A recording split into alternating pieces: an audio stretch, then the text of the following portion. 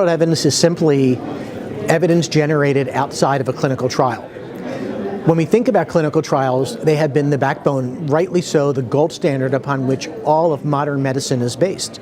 Efficacy, toxicity being the two key outcome measures that we collect in a clinical trial environment. The problem is, and in particular in oncology, but not limited to oncology, is that most clinical trial work is not necessarily representative of the general population.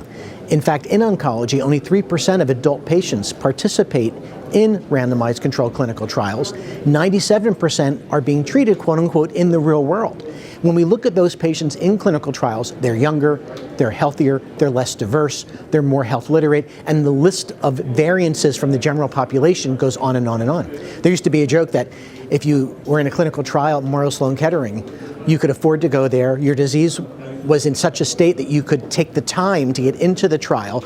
You were robust enough that you could find parking and manage to get into the building. But it's just kind of a joke, but some of the reality of what distinguishes clinical trial world from those not in clinical trials. Well, how do you learn from the 97% that aren't in clinical trials? If I have time, I'll tell you a quick story. So in my practice, we went into the world of electronic medical records early on, early adopters, 1999. And in that year, the big story at ASCO was IFL, this new 2-drug regimen, the first new drug to be added to 5-FU, irinotecan, in literally 20, 30 years of colon cancer treatment with chemotherapy. So all the doctors in my practice had patients just waiting, hoping to live long enough to get this new therapy.